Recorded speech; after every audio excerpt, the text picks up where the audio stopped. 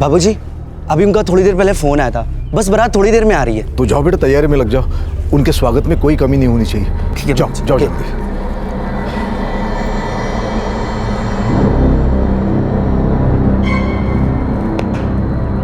बबलू, कैसे बुड़बक पाल रखे हम, देखा।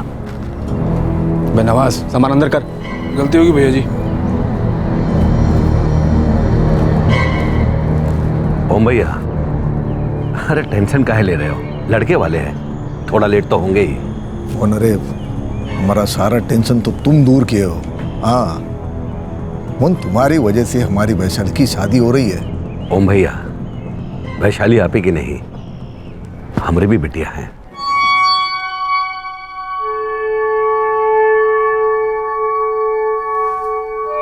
वैशाली, ऐसे मुंह लटका के कुछ बदलने वाला नहीं है।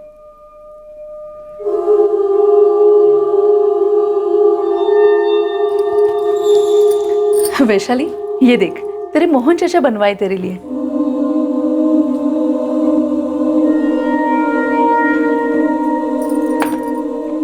तेरे मोहन चाचा सब कुछ सोच समझ कर रहा है। आशीष जैसा लड़का पूरे 7 जन्म में नहीं मिलेगा तुम्हें। लतिका भाभी, समझाओ इसे।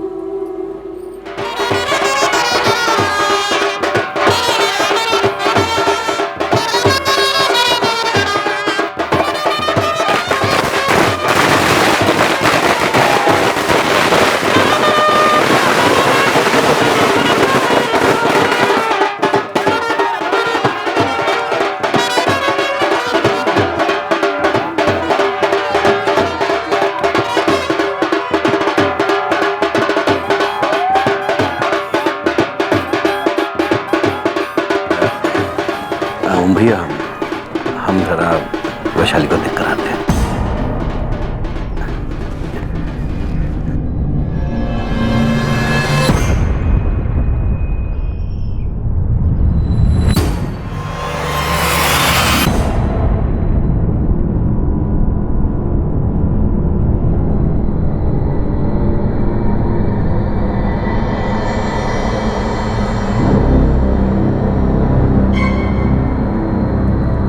चलो जल्दी करो, और कह देते हैं सब कुछ प्यार से होना चाहिए, कोनो ड्रामे की जरूरत नहीं है।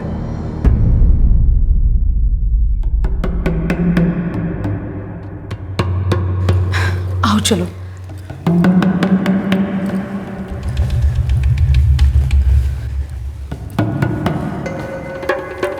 अब क्या हुआ? मुझे टॉयलेट जाना है। पर मुहूर्त का समय बीता जा रहा है वैशाली। बस 2 मिनट में आई।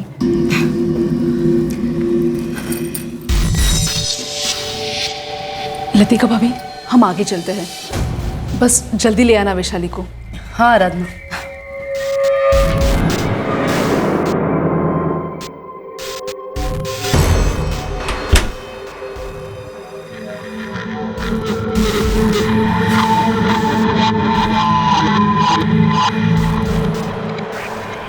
वैशाली, वैशाली,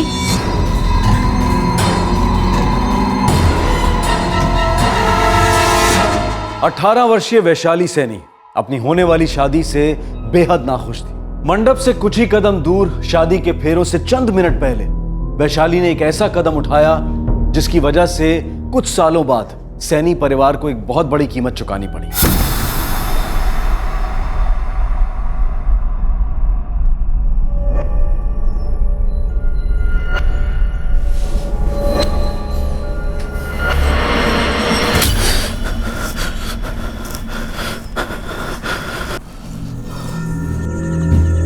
अरे क्या हुआ?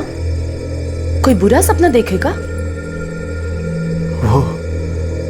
वो फिर से आई थी हमारे सपने में। भाग में लिखा कौन टाल सकता है जी? खुद तो गई, हमें भी जीती जी मार गई।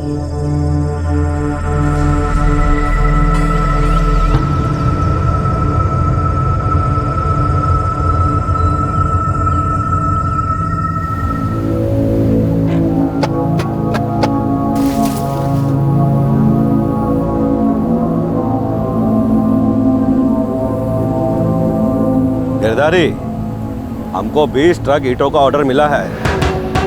हाँ, 15 तो हम भिजवा रहा हूँ, बाकी के 5 तुम भेज देना। मोहन भैया, दोस्त हो तो आप जैसा, एक ही धंधे में होने के बावजूद आप हमेशा हमारी मदद करते हैं। तुम तो जानते हो गिरधारी कि रिश्तेदारों और दोस्तों के लिए हम अपनी जान भी दे सकते हो। अरे मरे आपके दुश्मन भैया। गिरधारी, शाम को ऑफिस में आ जाना, कुछ काम की बात करनी है। ठीक है भैया, आ जाए।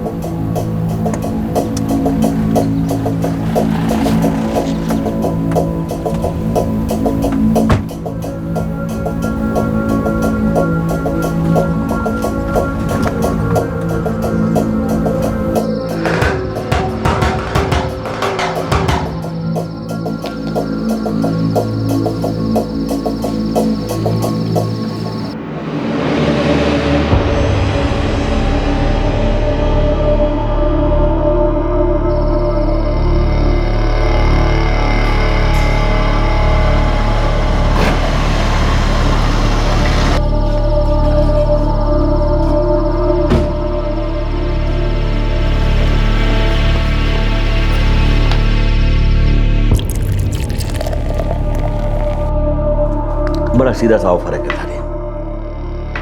मुझे हर महीने लगभग 150 ट्रक ईंट लगने वाली है।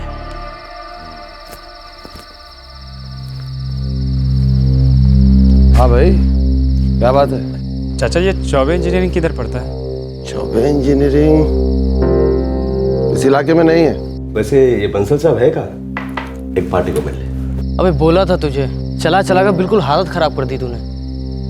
लेकिन साहब ने तो यहीं के बारे में बताया था यार। चल वापस चलते हैं। रुक भाई, थोड़ा पानी मिलेगा? यहीं रुको, लाते हैं।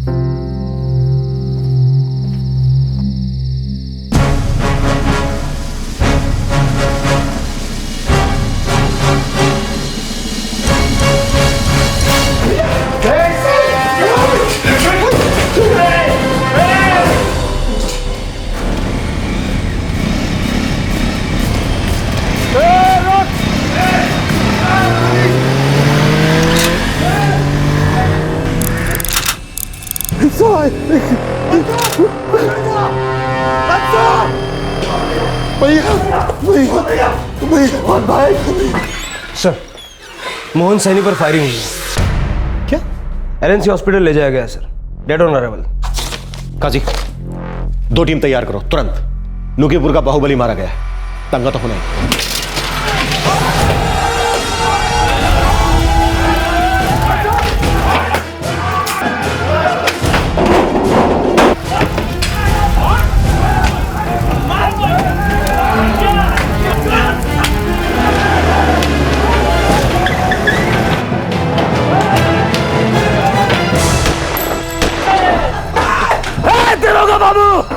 गोली हम भी चला सकते हैं, खून के बदले खून मांगते हैं हम। भैया के कातिलों को ढूंढो।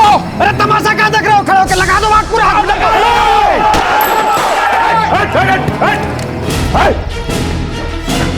शांति बनाए रखिए। हम लोग आप लोगों से विनती कर रहे हैं कि शांति बनाए रखिए। वादा करते हैं हम आप लोगों से, मोहन सैनी के कातिलों को हम पकड़कर ही दम देंगे, लेकिन तब तक आप लोग शांत रहिए। पूरा का पूरा नुक्कीपुर जला के राख कर देंगे। अगर ऐसा करोगे फिर तो कातिल पकड़े जाने से। समझा रहे हैं, पहले हमें पता तो करने दो कि यह किसने किया। अगर शहर में इसी तरह से दंगे होते रहे फिर तो वो भाग निकलेंगे ना, कैसे पकड़ेंगे हम उनको? समझो बात को। ठीक है भगत सर, अगर ये लोग आगे बढ़े तो फायरिंग का ऑर्डर दे देना। सर।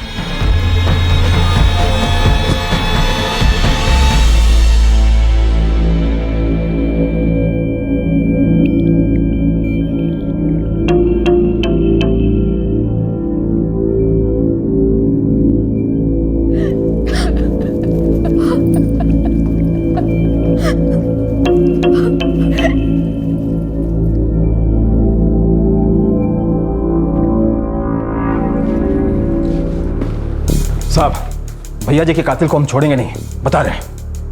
शांत रहो और हमें हमारा काम करने दो। मोहन सैनी जी को जब यहाँ लाया गया था 2 घंटे पहले, वो ऑलरेडी मर चुके थे। हमें बॉडी देखनी। कुल मिलाकर 4 बुलेट्स फायर की गई थी। एक सर में, एक गले में, एक हार्ट में और एक पेट में। पॉइंट ब्लैंक एकदम shoot to kill. Death on the spot हुई थी। बुलेट्स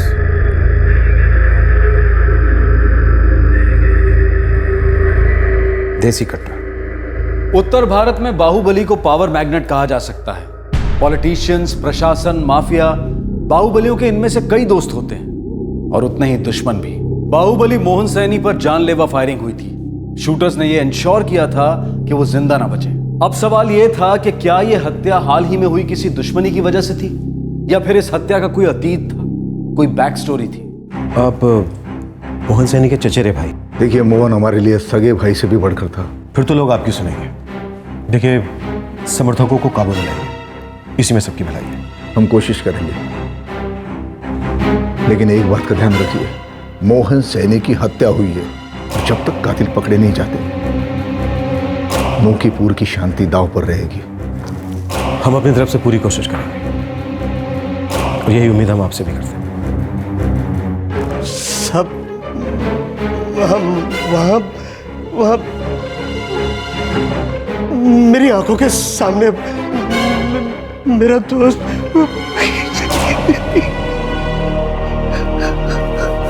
पहले तो पता पूछे साहब। कहाँ का पता? वो कोई ऐसी जगह थी, पहले कभी नाम नहीं सुना। कोई चौबे इंजीनियरिंग। चाचा ये चौबे इंजीनियरिंग किधर पड़ता है? फिर बोले पानी पिला दो। थोड़ा पानी मिलेगा? यहीं रुको लाते हैं। और जब हम पानी लेके लौट रहे थे तो 2 बार धाए धाए सुने से, फिर 2 गोली और चली, कुल 4 बार सुने थे सर। फिर हम अपना राइफल ताने अंदर भागे, इतना में वो लोग धक्का मार के बाहर भाग गए। हम अपना राइफल से पीछे से उन पे फायर करने का कोशिश किए साहब, पर हमारा राइफल ही जाम हो गया था।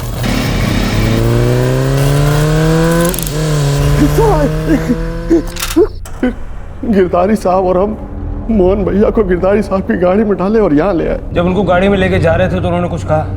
नहीं सर, कुछ नहीं बोले। मंसूर भाई, तुम उन दोनों शूटर्स को पहचान तो लोगे ना? बोल नहीं सकते साहब, सब कुछ इतना जल्दी जल्दी में हुआ कि ठीक से याद नहीं है उनके चेहरे। तुमने उनसे बात तो की थी? जी साहब,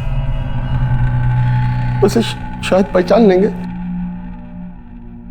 वैसे साहब, हाल ही में मोहन भैया ने ऑफिस के बाहर सीसीटीवी कैमरा लगवाया था।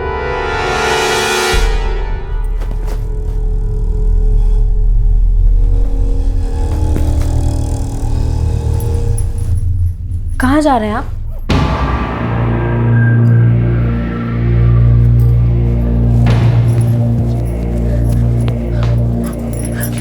बताना पड़ेगा आपको, कहाँ जा रहे हैं आप? प्रिया, तुमको हम 1000 बार बोल चुके हैं, ऐसे वाहियात सवाल हमसे नहीं पूछा करो। और आज आखिरी बार समझा रहे हैं, आज के बाद हमसे नहीं पूछना। काहे ना पूछे? सारे मोहल्ले वाले, रिश्तेदार वाले यही कहते हैं कि नकुल यादव की बीवी की कोई इज्जत नहीं। खुल गए कान? अब ध्यान से सुन, जाके बोल मोहल्ले वालों से, नकुल यादव ना तो अपनी बीवी की सुनता है और ना ही भगवान की।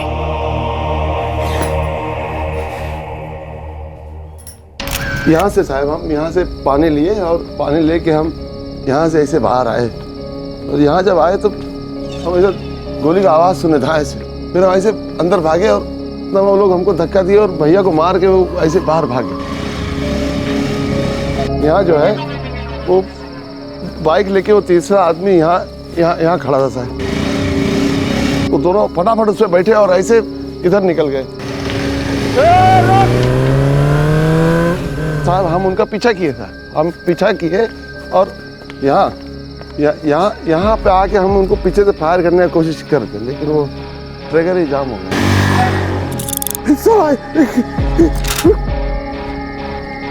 कितनी पुरानी है? 9 साल से यहाँ काम कर रहे हैं सर, तब से हमारे पास है और आज तक कभी चला ही नहीं। मोहन भैया जैसे बाहुबली पर कौन हाथ डाल सकता था साहब? मगर इसे फॉरेंसिक भेजो और इसका लाइसेंस चेक करो। सर, मोहन भैया और हम यहाँ बैठकर बिजनेस की बात कर रहे थे, थोड़ी शराब भी चल रही थी, इतने में वो लोग यहाँ से आ गए। हम इतना डर गए थे कि हम वो टेबल के नीचे जाके छुप गए और जब वो लोग चले गए तो बाहर निकलकर चिल्लाने लगे।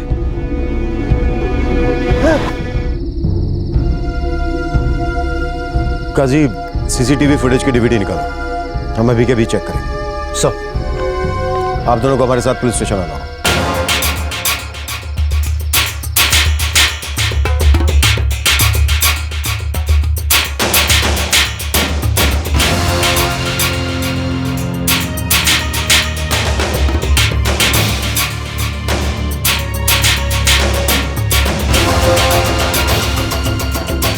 जी रिमाइंड करना जरा, जो वो दोनों लड़के मंसूर से बात कर रहे हैं। जूम करो। ये है वो, पहचानते हैं?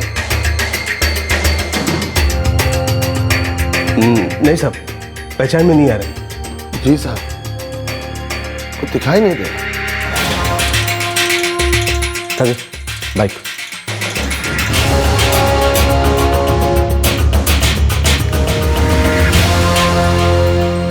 फिलहाल हमें यही पता चला है कि 2 लड़कों ने फायरिंग की और तीसरा ब्लैक बैग लेकर आया था।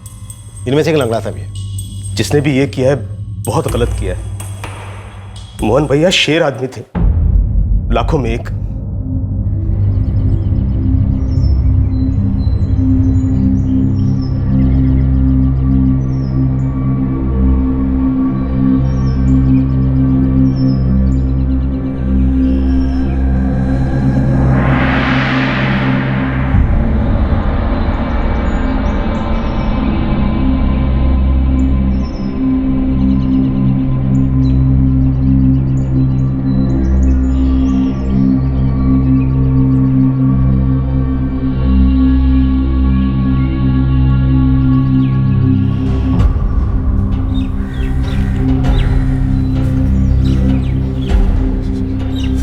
ये क्या हुआ गिरधारी? क्या हुआ? पता नहीं पवन भैया, लेकिन पुलिस काम पे लग गई है। बहुत जल्द पकड़ लेंगे उसे।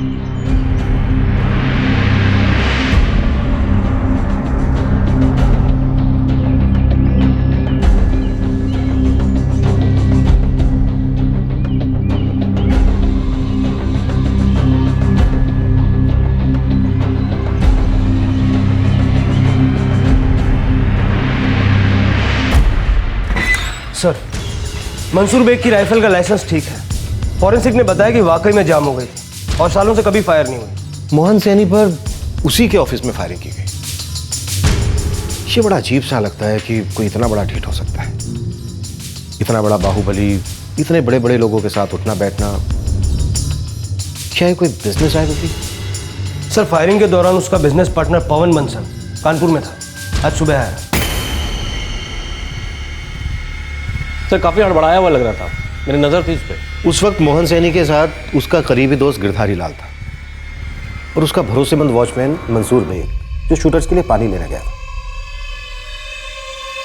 इसमें साजिश वाला एंगल हो सकता है क्या? सर, एक बात बहुत अजीब लगी। क्या?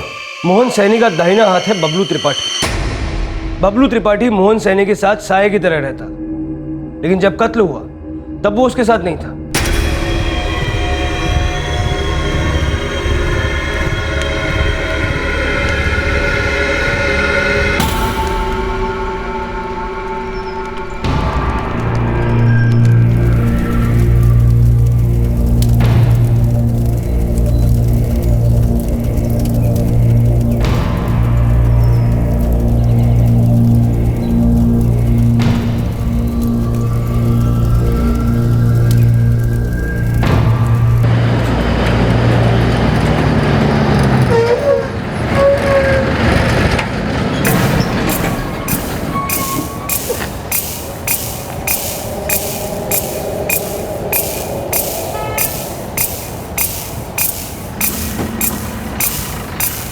सतीश और हैदर, मेरी बात ध्यान से सुनो। आगे हम तीनों का साथ में रहना ठीक नहीं होगा। तुम दोनों बनारस के लिए निकलो, ठीक है? कब तक करण भाई? अबे, हम लोगों ने बाहुबली मोहन सैनी को ठोका है, किसी पनवाड़ी को नहीं। मामला लंबे टाइम तक चलेगा, ठीक है? चल, हाँ, चल मिलते हैं।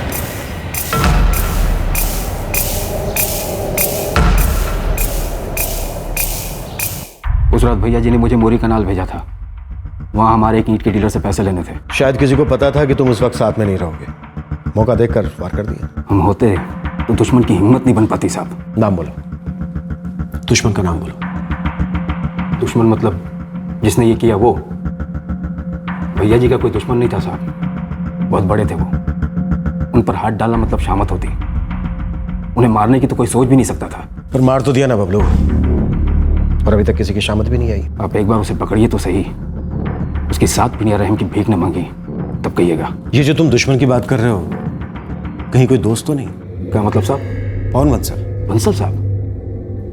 नाना। क्यों नहीं, बिजनेस में पार्टनरशिप थी, और पार्टनरशिप को दुश्मनी में बदलने में ज्यादा वक्त नहीं लगता।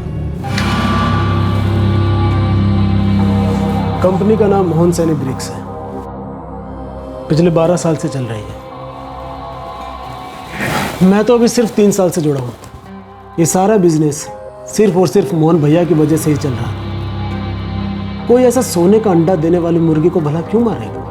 वो ही मारेगा जिसे सोने का अंडा नहीं मिल रहा हो, जो उस मुर्गी से जलता हो। तुम्हारे बिजनेस का कोई छोटा प्यादा, जैसे कि गिरधारी लाल। गिरधारी? हो ही नहीं सकता। गिरधारी तो मोहन भैया का जिगरी दोस्त था। मोहन भैया तो उसे अपनी लाइन में बिजनेस दिलाने की बहुत कोशिश करते थे, बल्कि वो तो उसे हमारा तीसरा पार्टनर बनाना चाहते थे। जो तुम्हें खटक रहा था? अरे नहीं, हम तीनों तो दोस्त थे, बहुत अच्छे दोस्त। मोहन भैया ने गिरधारी को पहले भी छोटे मोटे काम दिलवाए थे, बल्कि जिस दिन उनकी मौत हुई उसी दिन वो उसे 20 टका दिला रहे थे एक काम के लिए। तुम्हारी भी एक ईंट की भट्टी है ना? जी हाँ है, क्योंकि मोहन भैया ने मुझे खुद बढ़ावा दिया था। वो कहा करते थे कि कुछ बिजनेस अकेले भी करो। ऐसे थे मोहन भैया, दिलदारों के दिलदार। आप उनके किसी भी करीबी से पूछ लीजिए। क्या हुआ साहब, फिर से बुलाया आपने? ये बुलाना बुलवाना तो चलता ही रहेगा बबलू, जब तक केस चलेगा। अच्छा, मोहन सैनी और गिरधारी के बीच किसी तरह की कोई कश्मकश थी क्या? मेरा मतलब बिजनेस कंपटीशन? ऐसा कुछ था नहीं कभी। गिरधारी भैया जी के दोस्त जरूर थे, पर बिजनेस में कोई बराबरी नहीं थी। गिरधारी तो भैया जी की कंपनी में आना चाहते थे साहब। मोहन सैनी ने गिरधारी को कभी मना किया, या फिर बहुत कम परसेंटेज की पार्टनरशिप दी? उतना तो हम नहीं जानते साहब। ये क्या बकवास कर रहे हैं आप? मोहन भैया थे, हमने कभी उनके साथ कंपटीशन की ही नहीं। उन्होंने खुद उंगली पकड़कर हमें ये धंधा सिखाया। शायद तुम अपने पैरों पर खड़ा होना चाहते थे, तो फिर हम अपने पैरों पर कुल्हाड़ी क्यों मारेंगे साहब? उन्हें मारकर हमारा क्या फायदा? ये तो तुम हमें बताओगे ना। देखिए साहब, आपके पास मेरे खिलाफ एक इतना सा भी सबूत है? बिल्कुल है। तुम जिंदा हो, यही सबूत है। 2 लोग आकर तुम्हारे मोहन भैया पर 4 गोलियां दाग देते, और तुम्हें एक छोटी सी खरोंच तक नहीं आती। ये गलत है साहब। आप मुझ पर शक सिर्फ इसलिए कर रहे हैं क्योंकि मर्डर के वक्त मैं वहां मौजूद था ना। ये तुम्हारी गलतफहमी। अगर हमें तुम पर थोड़ा सा भी शक होता ना, तो तुम्हारी जन्म कुंडली अब तक हमारे सामने होती। सर, पवन बंसल, गिरधारी लाल, बबलू त्रिपाठी और मंसूर बेग सभी की कॉल रिकॉर्ड्स चेक किए, कहीं कुछ शक करने जैसा नहीं मिल रहा। कितने दिनों के कॉल रिकॉर्ड चेक किए? पूरे 1 महीने के सारे कॉल्स, सारे पर्सनल और प्रोफेशनल कॉन्टैक्ट्स चेक किए, कहीं कोई क्रिमिनल कनेक्शन नहीं है। 4 गोलियां चली, और चारों की चारों गोलियां ऐसी जगह पर लगी जहां से बचने की कोई उम्मीद नहीं। एक भी गोली खाली नहीं। पेशेवर किलर्स से मोडस ऑपरेंडी देखो, पैदल आना, मोटरसाइकिल पर भाग जाना, और मोटरसाइकिल एकदम टाइम। 4 गोलियां चली, और चारों की चारों बिल्कुल सही निशाने पर। और सबसे बड़ी बात, देसी कट्टों का इस्तेमाल। एक बार में एक ही गोली चलती है, देसी कट्टे को दोबारा लोड करना पड़ता है। ठंडे दिमाग से आराम से दोबारा लोड करो। ये नौसुखियों का काम नहीं हो सकता। काजी एक काम करो, देसी कट्टा बनाने वाले, बुलेट्स बेचने वाले इलाके के जितने भी हिस्ट्री शीटर्स हैं, सबको राउंड अप करो।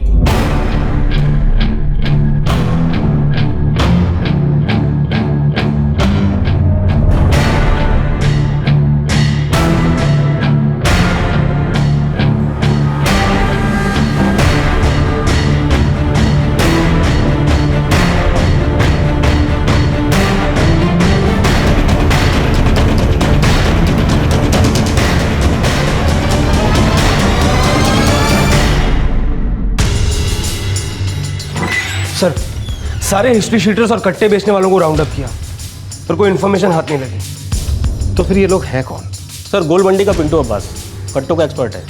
शादी के बाद क्रिमिनल लाइन छोड़ दी है। लेकिन अभी खबरी बनना चाहता है। बुलाओ उसको। थाने में आज तक थप्पड़ ही खाए थे साहब, पहली बार समोसे खा रहा हूँ। अगर ढंग के खबरी निकले तो पैसे भी खिला सकता हूँ। पूरी कोशिश करूंगा साहब। साहब वो गोलियां देख सकता हूँ?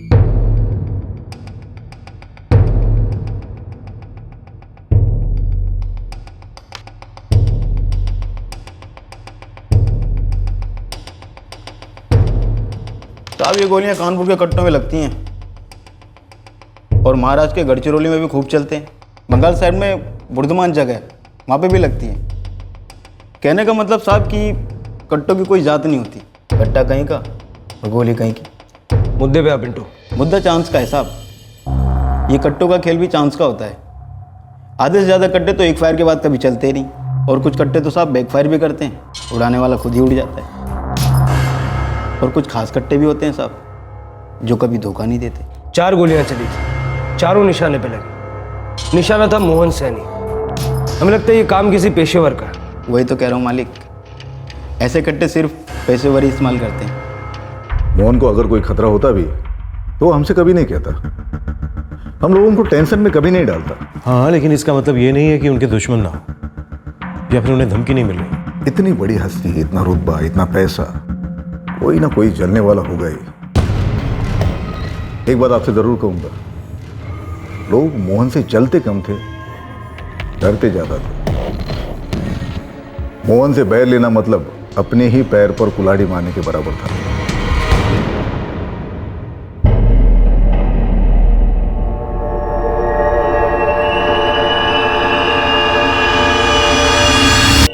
मोहन सैनी की हत्या में 3 लोग शामिल थे, लेकिन सवाल यह था कि क्या इन तीनों के पकड़े जाने से केस क्लोज हो जाता?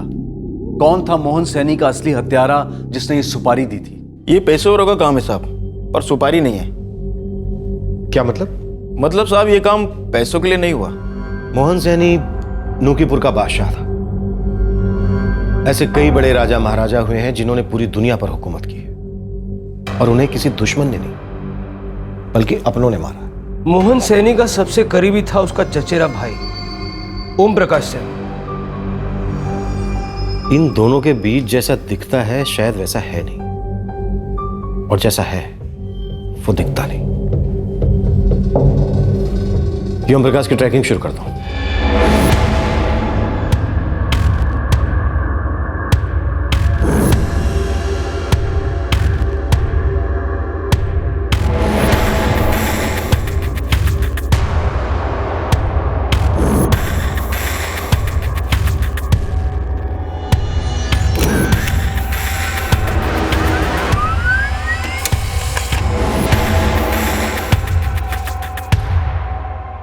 सर, ओम प्रकाश का पीछा किया, 4 लोगों से बात भी हुई है।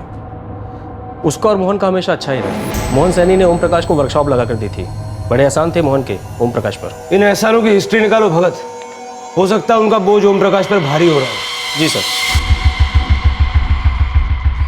सर ये चेहरे जो इनको जानते हैं वो इनको बिना चेहरों की भी पहचान लेंगे, शरीर के शेप से, बाइक से या फिर कपड़ों के स्टाइल से। इस केस में हमारे पास यही एक सुराग है, अगर ब्रेक थ्रू मिलेगा तो इसी से मिलेगा। वैसे सर एक फोटो मेरे पास भी है, पता नहीं कितने काम की होगी। ये देखिए।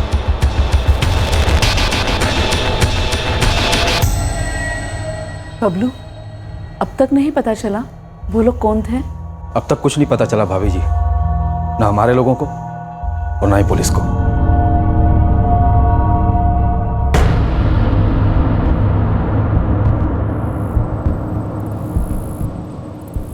भगत साहब चेहरा तो बिल्कुल दिखाई नहीं दे रहा है।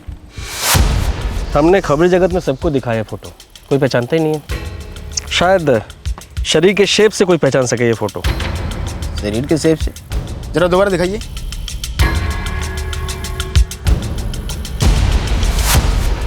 भगत साहब, ये जो सबसे पीछे बैठा है ये कितना लंगड़ाता है क्या? वो टीवी फुटेज में देखे थे आप? हाँ हाँ, शायद लग रहा था। भगत साहब थोड़ा फॉरवर्ड कीजिए।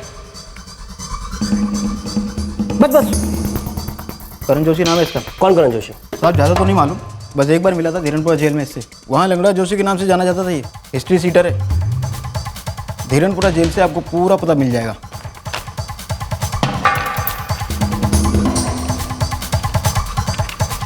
करण जोशी, ये रहा।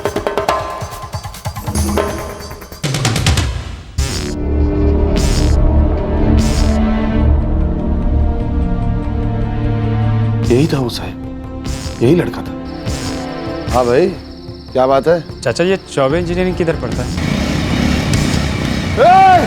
रोक साले, रोक! सब यही है, पक्का यही है सब।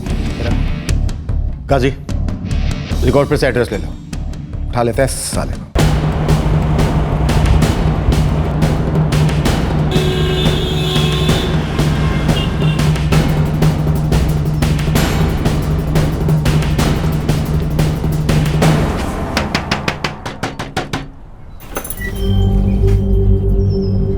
जी क्या बात है? करण जोशी है घर में? करण जोशी साहब, यहाँ कोई करण जोशी नहीं रहता साहब। ये तो पप्पू है, 2 साल पहले हमारा किराएदार था। अकेला रहता था? करता क्या था? हाँ साहब, अकेला रहता था, लेकिन किसी को कुछ बताता नहीं था। लेकिन हाँ, किराया टाइम पर देता था और फिर एक दिन से अचानक गायब हो गया। इसका कोई दोस्त, कोई और तरीका है इस तक पहुंचने का? नहीं साहब, हमको नहीं पता। सभी पतों पर अलग अलग नाम से रहता हूँ। हिस्ट्री शीट है सर। काजी, सभी पुलिस स्टेशंस में डिटेल भेज दो, फोटोग्राफ के साथ। हाँ बोल पिंटू। भगत साहब, आपको एक नंबर एसएमएस कर रहा हूँ। किसका नंबर है पिंटू? वही जिसकी आपको तलाश है, करण जोशी। नंबर तो अभी स्विच ऑफ जा रहा है, पर आपके काम आ सकता है। ठीक है, नंबर भेज।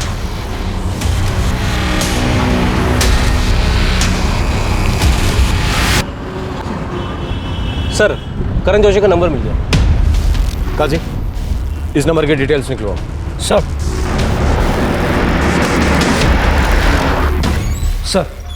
करण जोशी के फोन रिकॉर्ड्स। मर्डर की रात, मर्डर के वक्त करण के फोन की लोकेशन थी नूकीपुर का सपूरी इलाका। मोहन सैनी का ऑफिस भी सपूरी में ही है? सर, मर्डर से पहले करण की एक नंबर पे लगातार बात होती रही। किसका ये नंबर? किसी नकुल यादव का नंबर। नकुल यादव, या तो इन शूटर्स का हैंडलर है या फिर मामला और गंभीर है। कौन ये नकुल यादव?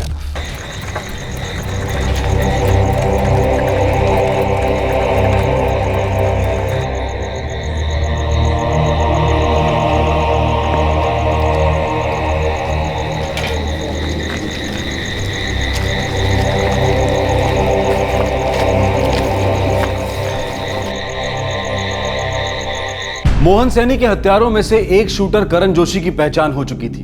ये एक मेजर ब्रेक थ्रू था पुलिस के लिए। यह भी साफ हो चुका था कि नकुल यादव नाम के एक आदमी का इस हत्याकांड के साथ कोई रिश्ता जरूर था। क्या था यह रिश्ता नकुल यादव और मोहन सैनी के बीच? पुलिस अब इस केस के अगले पायदान पर जरूर थी, लेकिन यह सीढ़ी कितनी लंबी थी और कहां तक जाती थी, यह जानना अभी बाकी था। हाँ इंस्पेक्टर, ये नकुल यादव एक हिस्ट्री शीटर है। यहीं बिन्नौजगढ़ सब्जी मंडी में हफ्ता वसूली करता था, गुंडागर्दी करता था, फिर एक मर्डर केस में अंदर हो गया। कब की बात है ये? 2009 की बात है। इसे धीरनपुरा जेल भेजा गया, जहां ये करण जोशी भी एक मर्डर केस में अंदर था।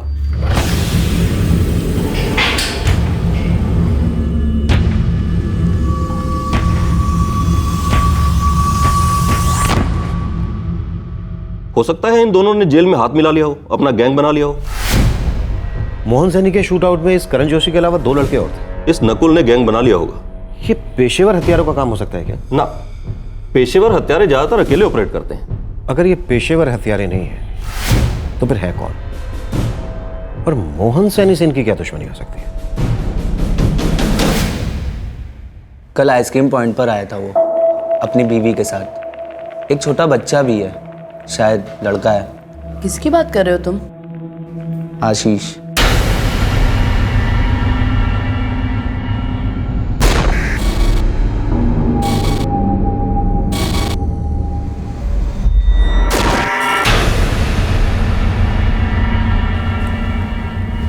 हमने उसका डर नहीं देखा।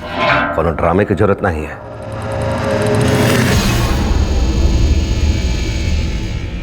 और ना ही उसका दर्द देख पाए।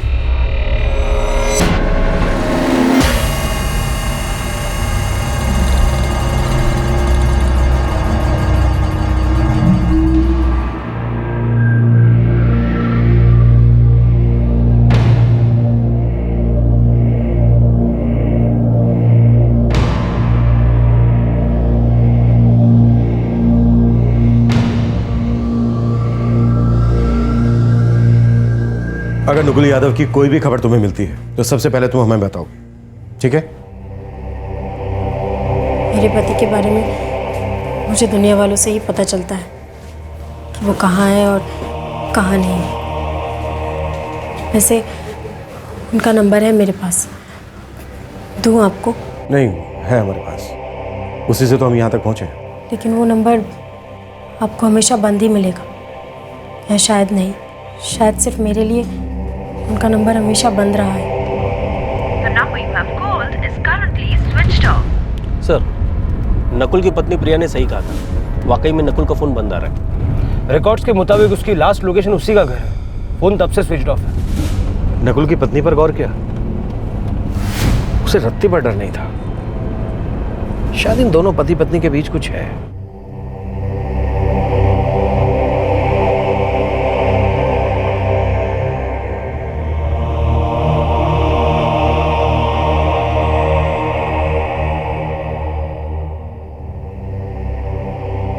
नकुल यादव? हाँ, आप जानते हैं उसे? जी हाँ, बहुत अच्छी तरह जानता हूँ। हमारे धंधे का लड़का है, उसकी भी ईंट की भट्टी है।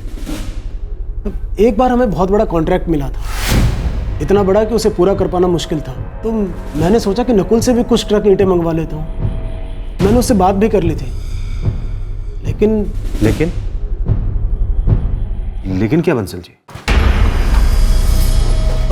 मोहन भैया। बंसल, तुमने नकुल यादव के साथ काम की बात की? जी हाँ, उसी बारे में आपसे बात करनी थी। पहले उससे बात कर ली, उसे हाँ कह दिया, और अब मुझे पूछ रहे हो? वो जो हमारा कॉन्ट्रैक्ट था, उसके लिए 16 ट्रक ईंटें कम पड़ रही थी, तो मैंने सोचा कि नकुल के बारे में सोचना भी नहीं है। उसे हमारी कंपनी में तो क्या, कहीं भी कांटेक्ट नहीं मिलना चाहिए, कभी भी नहीं। लेकिन क्यों, ऐसा क्या? बंसल, हम पार्टनर हैं, है ना? जी हाँ। आइंदा इस बारे में मुझसे कोई भी बहस मत करना। ऐसी भी क्या प्रॉब्लम थी मोहन सैनी को नकुल यादव से? जी, मैंने कभी पूछा नहीं। कोई निजी दुश्मन? जी, मुझे सचमुच कुछ नहीं पता। आपको नकुल यादव पर शक है क्या? हालांकि ये बात बहुत पहले की है। मोहन सैनी पर घोड़ा दबाने वाले एक शूटर की लगाम नकुल यादव के हाथ में थी, या फिर कहें पूरे गैंग की।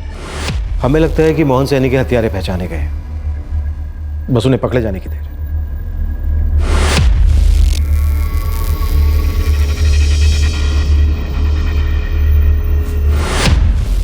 संजय भैया जी।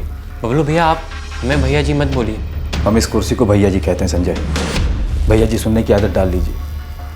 आपको अपने पापा से भी आगे जाना है। ये कुछ चेक साइन कर दीजिए, लोगों की तनख्वाह देनी है।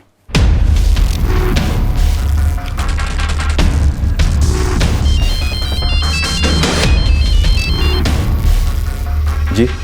पुलिस को मोहन के हत्यारों के बारे में पता चल गया बबलू। कौन है वो? वो जो नकुल यादव था, उसका नाम आया है।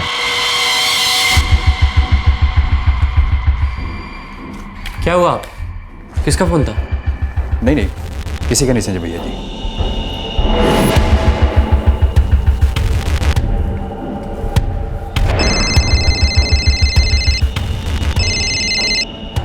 हेलो,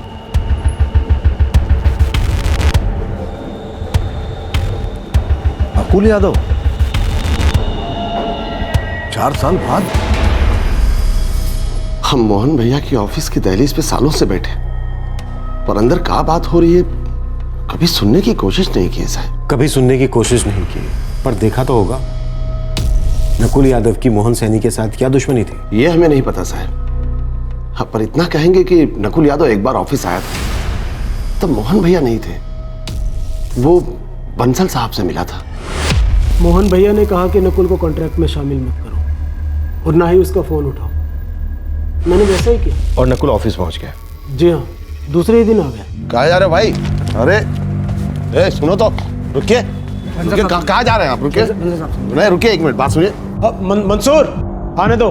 बंसल साहब, आप मेरा फोन क्यों नहीं उठा रहे हैं? मैंने सारी ईंटें तैयार करवा दी, आप है कि फोन ही नहीं उठा रहे? हम तुम्हें इस कॉन्ट्रैक्ट में शामिल नहीं कर सकते। अरे लेकिन क्यों? क्योंकि मोहन भैया नहीं चाहते कि तुम हमारे साथ काम करो। नकुल मोहन सैनी से मिला था?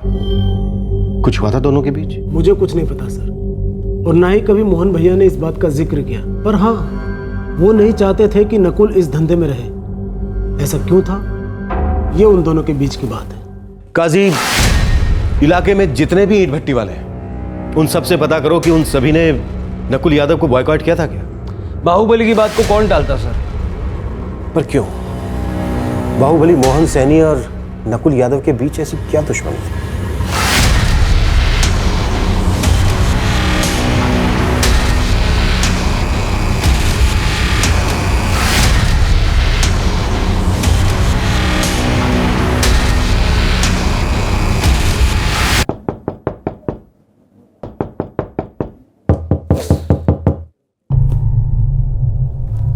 कौन? मैं बब्बन।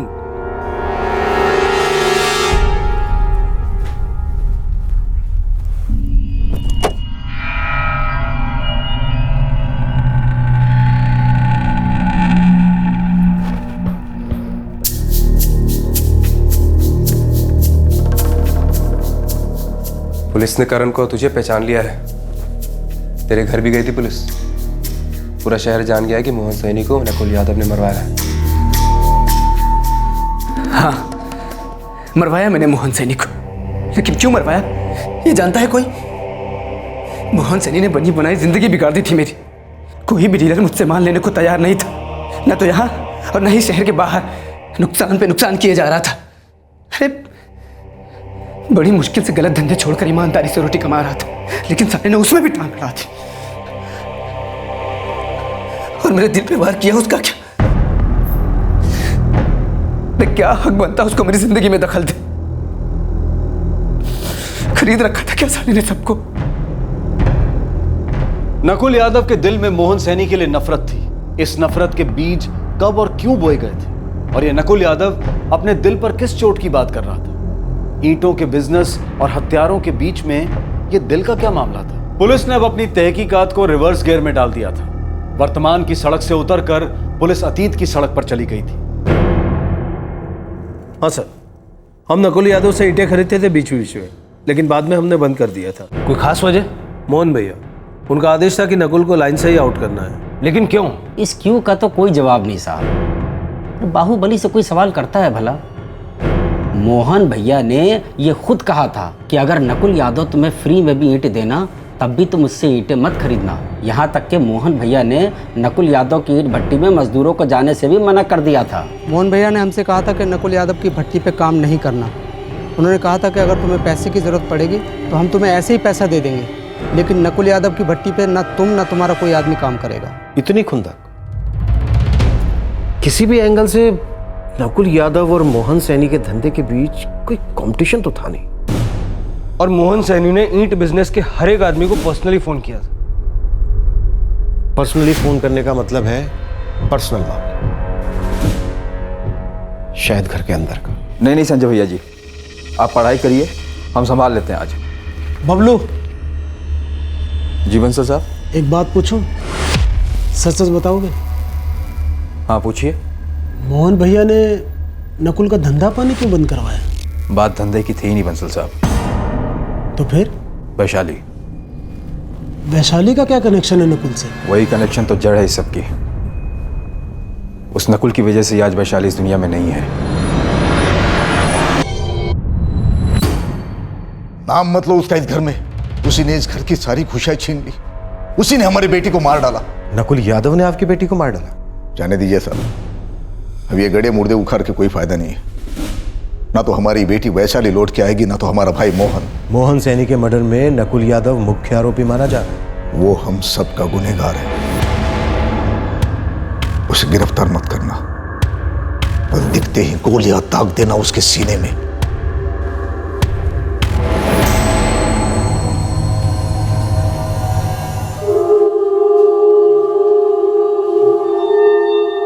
पता नहीं क्यों, पर जब मैंने ओम प्रकाश के घर में पहली बार वैशाली की फोटो देखी थी, तभी मुझे लगा था कि कहीं ना कहीं वो इस केस से जुड़ी है। वैशाली सैनी, जिसकी 4 साल पहले अपनी शादी के दिन ही मौत हो गई थी, उसका आखिर इस केस से क्या ताल्लुक था?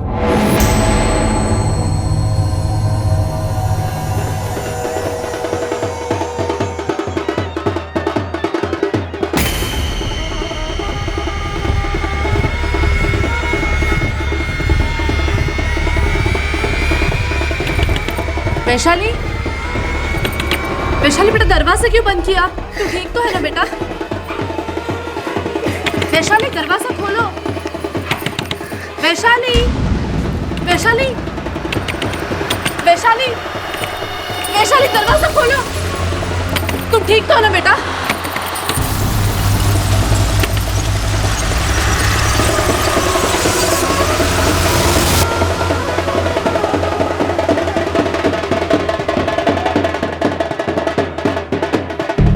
आराना जाके देखो कि वैशाली अब तक क्यों नहीं है। जाओ। बस।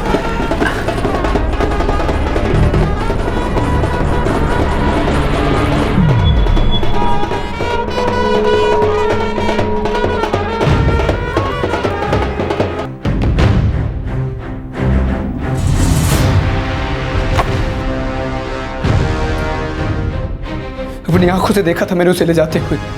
अरे हटो, हट जाओ वैशाली, बीच पे से हट जाओ। वैशाली, वैशाली हटो, अरे हट।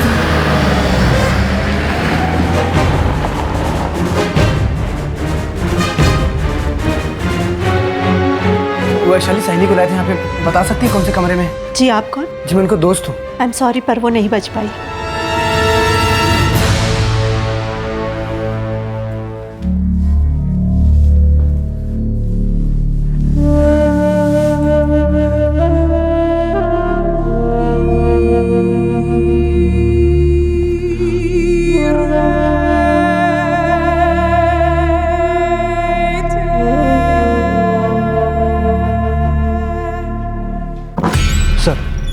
मैंने मार्केट पुलिस स्टेशन से पता किया, वैशाली सैनी ने पेस्टिसाइड पीकर आत्महत्या की थी, वो भी अपने शादी वाले दिन।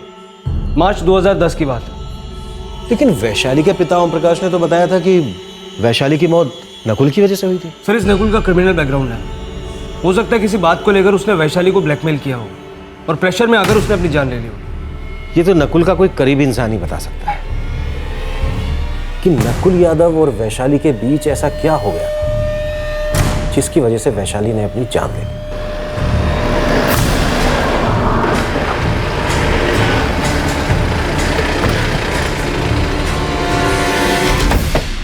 पति के बारे में जितना जानती थी मैं आपको बता चुकी हूँ, इससे ज्यादा मैं कुछ नहीं जानती। वैशाली के बारे में क्या जानती हो?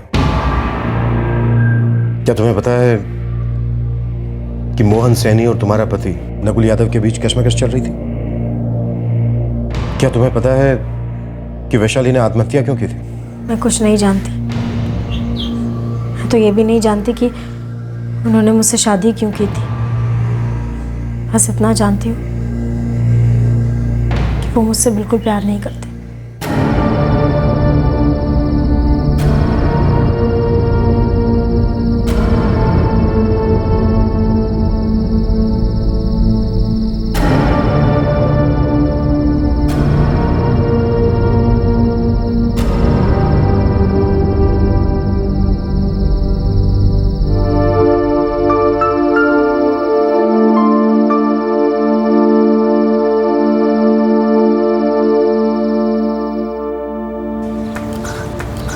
रुकिए, आपका खाना आज के बाद मत बनाना। कब तक लौटेंगे आप? आज के बाद ये भी कभी मत पूछना। क्या हो गया? कोई गलती हो गई मुझसे? आप मुझसे नाराज क्यों हैं? तुझे कोई भी शिकायत करनी है तो जाके मेरे माँ बाप से कर। उन्होंने ज़बरदस्ती की, मैंने कर ली। 3 साल हो गए हमारी शादी को, उनके बारे में 3 चीजें भी नहीं जानती। मैं उनके लिए हूँ ही नहीं। तुम्हारी एक बच्ची भी है ना? कभी कभी अगर वो शराब पी के नहीं आते तो शायद वो भी नहीं होती। वैशाली के बारे में कुछ तो जानती होगी तुम।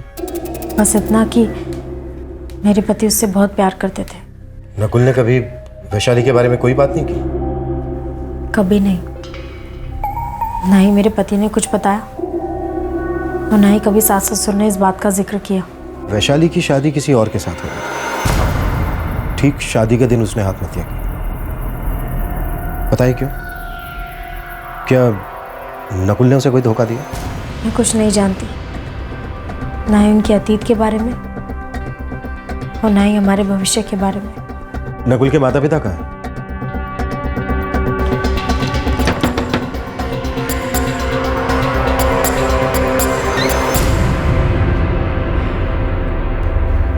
हमारा नकुल से बहुत ज़्यादा मिलना जुलना नहीं है इन दिनों, और पहले भी कभी नहीं था। वो हमेशा से अपने में रहता था। वैशाली के साथ क्या रिश्ता था उसका? हम बस इनाम कभी कभार सुने थे, पर नहीं जानते का रिश्ता था। सुने थे वो प्यार करता था किसी लड़की से। फिर भी आपने उसकी शादी प्रिया के साथ करवा दी। वो हमारी गलती थी। मोहन सैनी के साथ क्या दुश्मनी थी नकुल की? पता नहीं साहब, नकुल क्या करता था वो भी ठीक से नहीं मालूम, पर यकीन नहीं होता कि हमारा नकुल मोहन सैनी को मरवाएगा। क्यों यकीन नहीं होता? क्योंकि साहब हमारा बेटा वो सारे गलत काम पहले ही छोड़ चुका था। ये वो पहले वाला नकुल नहीं है साहब, सच कह रहे हैं हम। काजी इतना तो पक्का है कि नकुल ने ही मोहन सैनी को मरवाया। एक तरफ तो नकुल को बिजनेस में कुछ फायदा नहीं मिल रहा था मोहन सैनी की वजह से, और दूसरी तरफ नकुल वैशाली से प्यार करता था। हाँ बोल पिंटू। हाईवे पे नदी किनारा होटल है, यहाँ पे टीम लेके आ सकते हैं आप? क्यों? वो करण जोशी यहाँ आया हुआ है।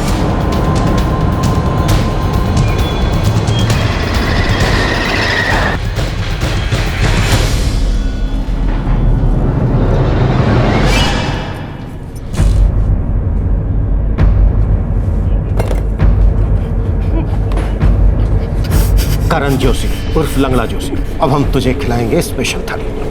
उठा इसको। सब बताता हूँ, सब बताता हूँ।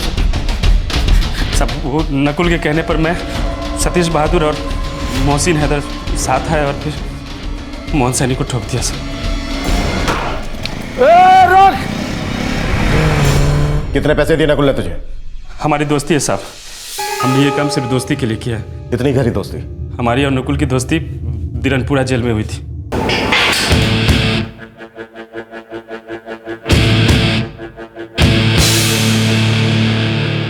नकुल वहाँ अपने पहले मर्डर केस में आया था सर। किसका मर्डर किया था उसने? किसका मर्डर किया था उसने? उसी के बस्ती का एक आदमी था साहब। क्या कर रहे हो? जेल में सतीश और हैदर भी साथ आए। फिर हमने अपनी गैंग बना ली।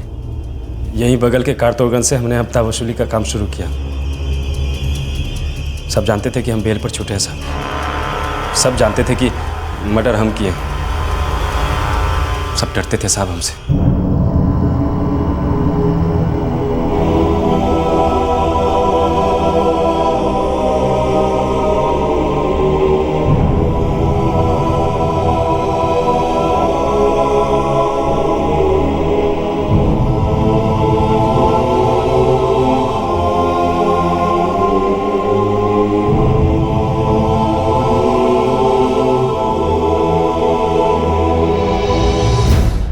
सब कुछ अच्छा चल रहा था साहब।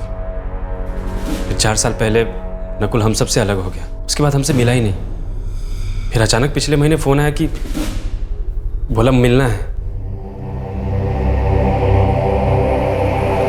यार कमाल करता है, 4 साल में कोई फोन नहीं किया होता और अब इतना भारी काम बोल रहे हैं। Full murder. हाँ मारना है उसे। यार अच्छे खासे सेटल हो। ईंटों का कारोबार है, घर में बीवी है, बच्चा है। 4 साल से कोई केस भी नहीं किया। काहे के लिए लौट के आ रहे हो यार? क्योंकि कहीं और जाने के लिए उसने रास्ता नहीं छोड़ा मेरे लिए। पहले उसने मेरी ज़िंदगी बर्बाद की, मैं चुप रहा, मैंने कुछ नहीं बोला। लेकिन इस बार फिर से वो मेरी ज़िंदगी बर्बाद करने की कोशिश कर रहा है। इस बार मैं उसे नहीं छोड़ूंगा, चाहे कुछ भी हो जाए। बोलो, करोगे मेरे लिए? यार तुम्हारे लिए नहीं करेंगे तो किसके लिए करेंगे? हाँ किसी को मारना ही तो है। कौन है वो बंदा? अब बोल भी दो, किसको मारना है? लोकीपुर का बाहुबली मोहन सैनी।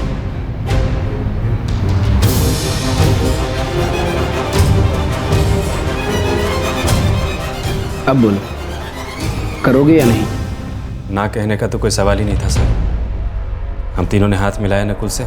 नकुल 4 साल पहले अलग क्यों हुआ था तुम लोगों से? साहब नकुल ने गलत धंधा ही छोड़ दिया था, और जब गलत धंधा छूट गया तो हम जैसे गलत दोस्त भी छूट गए उससे। ऐसा क्या हुआ था उसकी जिंदगी में कि वो एकदम से सुधर गया? प्यार हो गया था उसको वैशाली से। जी सर।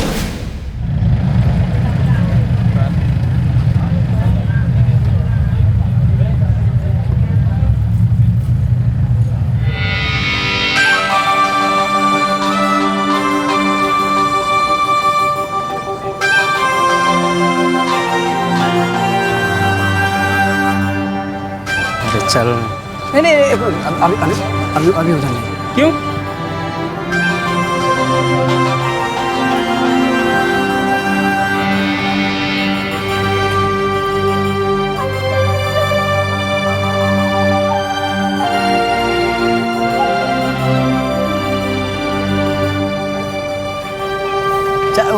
रिजवान भाई एक मिनट,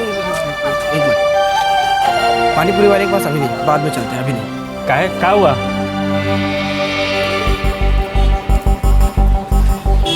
पसंद है तो बात कर लो भाई। ये आंखों की आंखों में सिर्फ फिल्मों में होता है, उसमें तो पीछे गाना भी बजता है। मारेंगे सारे लपड़, बुद्धि खुल जाएगी तुम्हारी। अभी गाना बजता है।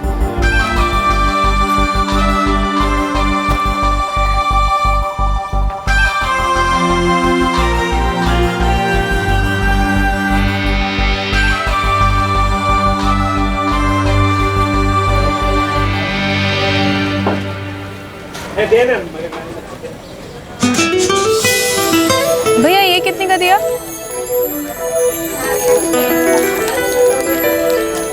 Vaishali spare part. क्या? वैशाली स्पेयर पार्ट वाले ओम प्रकाश सैनी की बेटी है वो, नाम है वैशाली। क्या सोच रहा है? कर दे आर्या पार। पार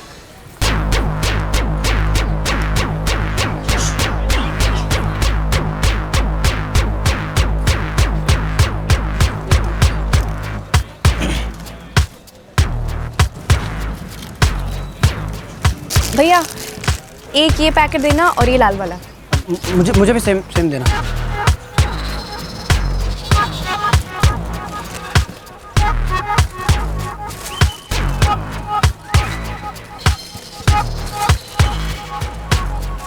मेरे कितना हुआ?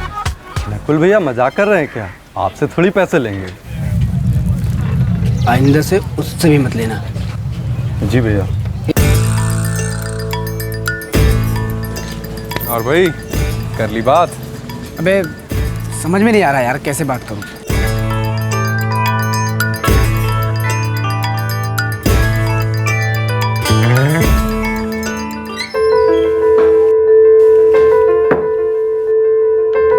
आज गए नहीं गुंडागर्दी करने? सुबह से ऐसे ही पड़ा है। अगर इतना ही खाली समय है तो खेतों पर आकर काम में हमारा हाथ काहे नहीं बटाता? आज तक कभी आया है? जो अब आएगा। रात दिन खून पसीना एक करते हैं इज्जत से रोटी कमाने के लिए, और ये हमारा लड़का ऐसा नालायक कैसे पैदा हो गया, आज तक समझ नहीं पाए। पता नहीं कब सुधरेगा, कौन सुधारेगा इसे?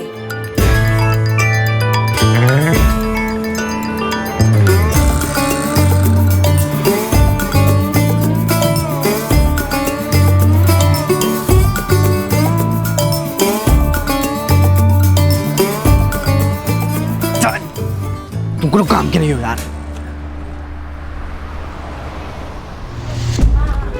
क्या है? क्या? रोज देखते हो, बात करनी है? हाँ। क्या बात करनी है?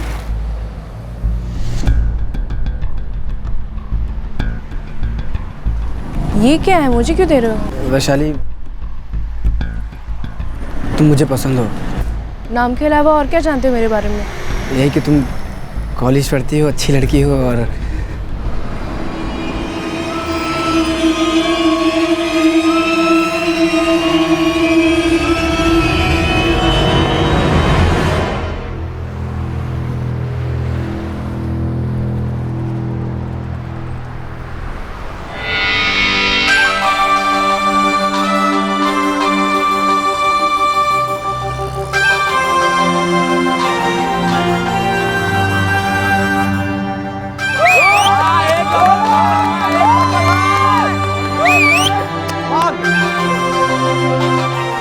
वैशाली को भी उससे प्यार हो गया था।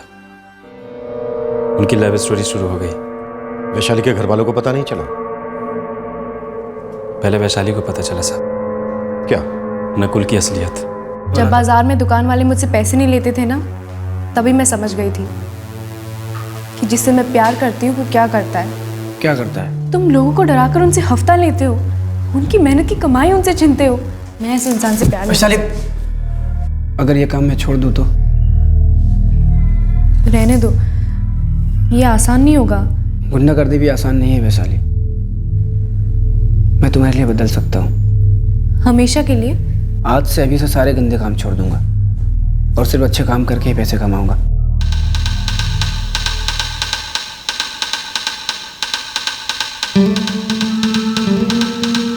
अगर कभी भटक जाओगे तो ये याद दिलाएगा।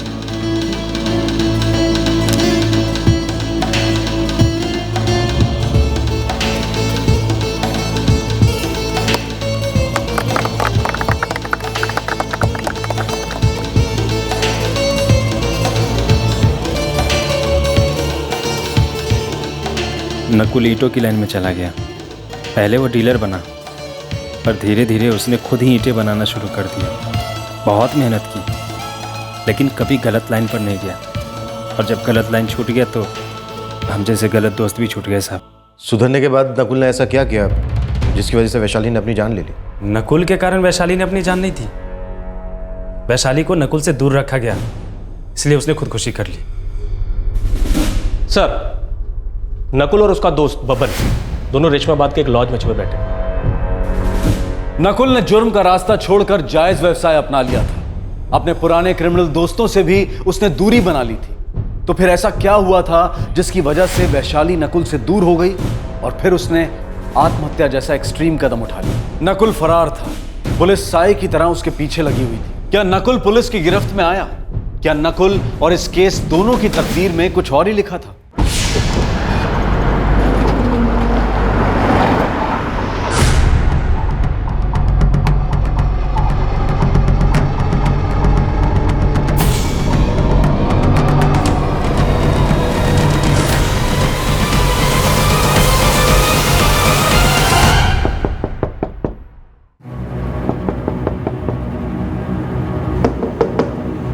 कौन है? Room cleaning sir.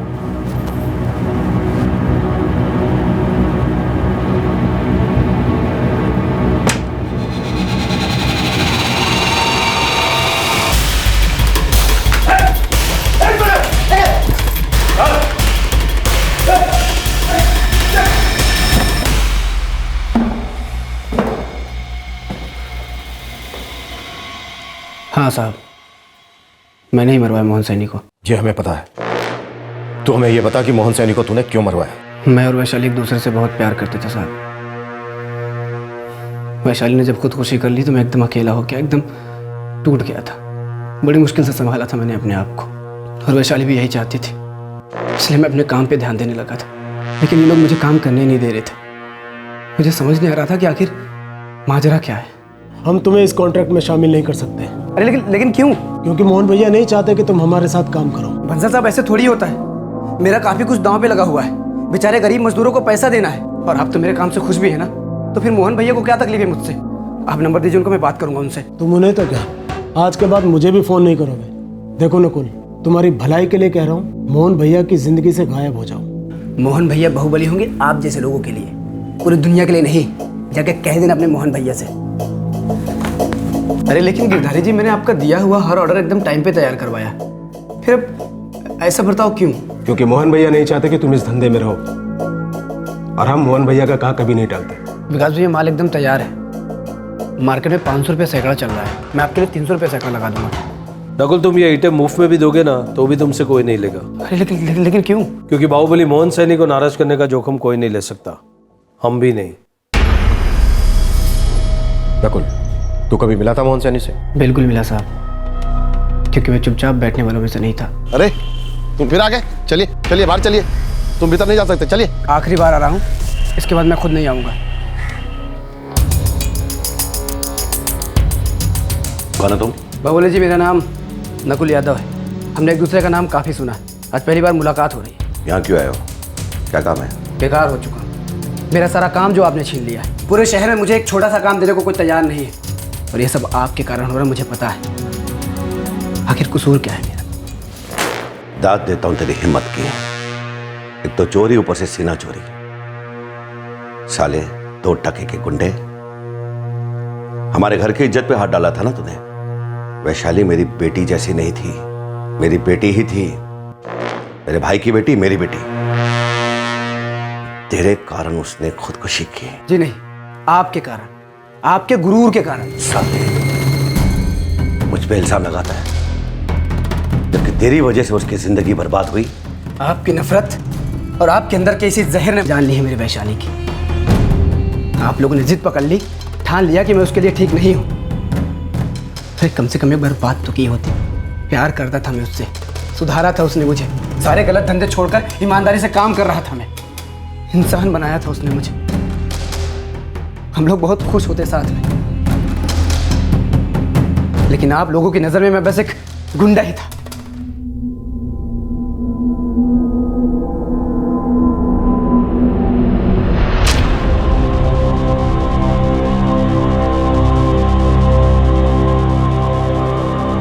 साहब उसके बाद तुम्हारा कहर ही टूट पड़ा।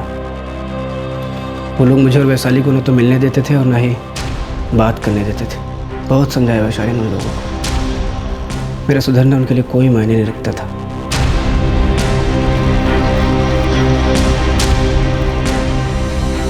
नकुल!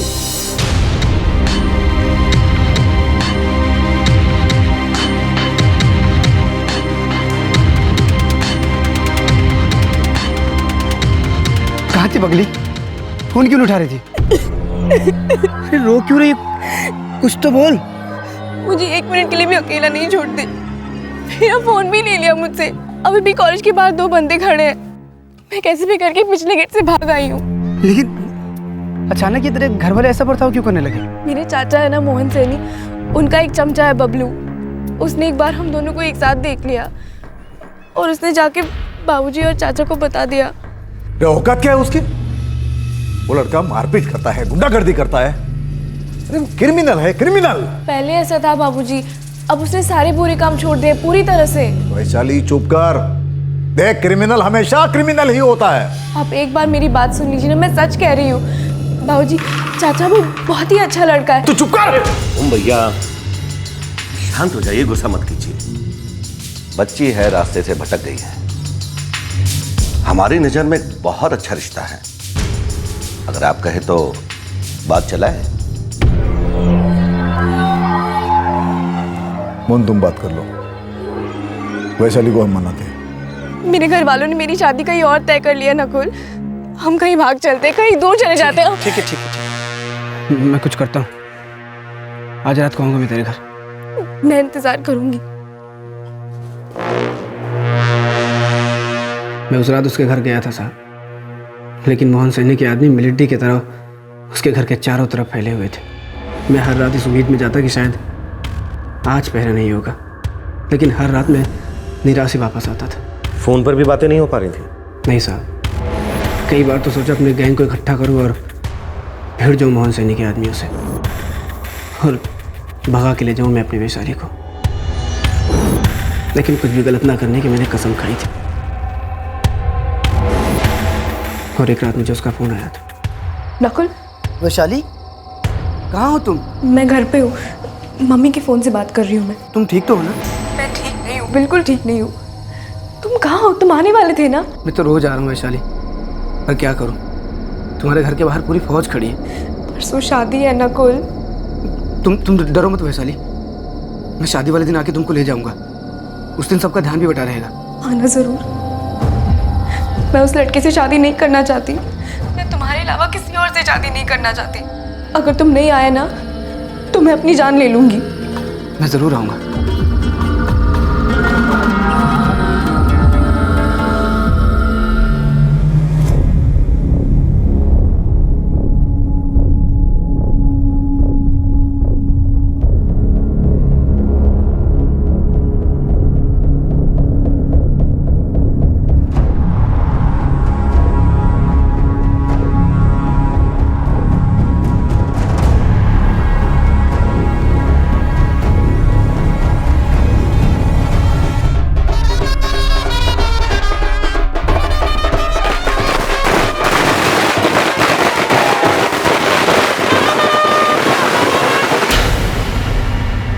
चलो जल्दी करो और कह देते हैं सब कुछ प्यार से होना चाहिए।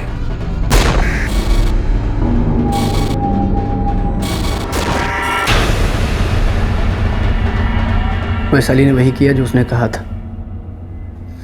वो मेरा इंतज़ार करती रही, मैं नहीं पहुंच पाया तो उसने खुद को मार दिया।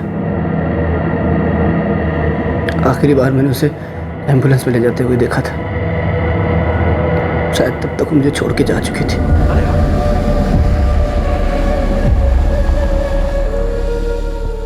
वैशाली ने अपनी जान दी क्योंकि वो मेरे साथ रहना चाहती थी। मैंने वादा किया था उससे कि मैं उसे लेने आऊंगा,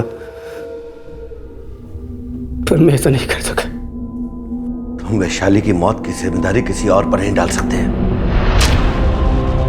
तुम्हारी वजह से हमारी बेटी की जिंदगी बर्बाद हुई। वैशाली ने अपनी जान दी क्योंकि उस दिन मैं उसको ले जाने के लिए घर के अंदर तक नहीं जा पाया, क्योंकि आप और आपके आदमी घर के बाहर ही पहरा दे रहे थे। आपको और आपके आदमियों को मैं जवाब दे सकता था, लेकिन मैंने वैशाली से वादा किया था कि मैं सारे गलत काम छोड़ दूंगा। वैशाली आज जिंदा होती अगर आपने खुद से उसे मेरे पास आने दिया। हम दोनों कितना खुश होते। अगर तुम उसकी जिंदगी में नहीं होते तो वैशाली आज जिंदा होती। हाँ, उसे धक्का जरूर लगता मगर वो संभल जाती। लाखों में एक लड़का चुना था हमने उसके लिए। अपने बराबर के लोगों में खुश रहती वो। तेरी वजह से हमारी बेटी की जिंदगी बर्बाद हुई है, इसलिए अब मैं तुझे बर्बाद कर रहा हूं। और हम तब तक चैन की सांस नहीं लेंगे जब तक तुम सड़क पर ना आ जाओ।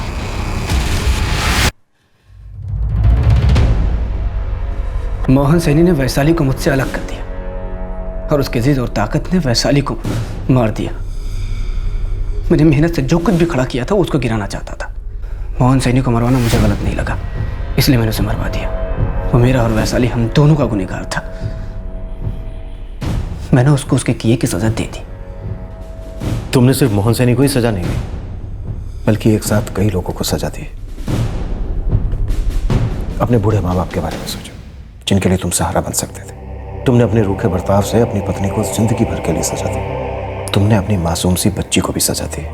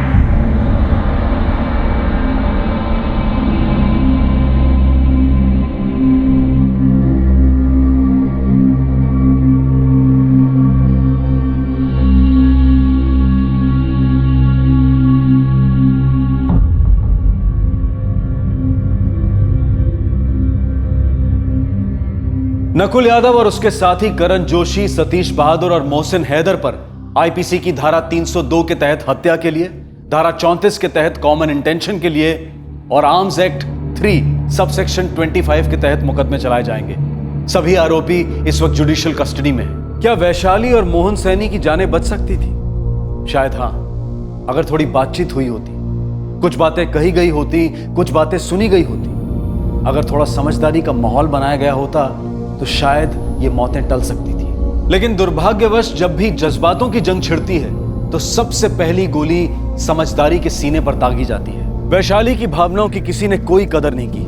नकुल के सुधरे हुए वर्तमान को नजरअंदाज कर उसके क्रिमिनल पास्ट की वजह से उसे रिजेक्ट कर दिया गया। शायद मोहन सैनी का अपना एक दृष्टिकोण था कि नकुल जैसा एक्स क्रिमिनल वैशाली के लिए ठीक लड़का नहीं है। लेकिन ये सारी बातें आमने सामने बैठकर एक इमोशनल लेवल पर भी तो की जा सकती थी ना, क्योंकि जब किसी की जान चली जाती है तब अलग दृष्टिकोण बहुत ज्यादा मायने नहीं रखता। वैशाली की दुखद आत्महत्या के बाद भी मामले को संभाला जा सकता था, लेकिन शायद ये किसी को सूझा ही नहीं, या फिर किसी ने जरूरी नहीं समझा कि नकुल यादव के साथ बात की जाती। अगर मोहन सैनी बदले की भावना से नकुल का ईंटों का बिजनेस बंद ना करवाता तो शायद ये हत्या हुई ही ना होती। अब 2 हत्याएं तो हुई थी और नकुल और उसके साथीदारों के साथ साथ उनके रिश्तेदार भी उम्र कैद की सजा काटेंगे। और वो रिश्तेदार जेल के बाहर रहकर आजाद दुनिया में दर्द की सलाखों के पीछे यादों की काल कोठरी में तिल तिल कर जिएंगे।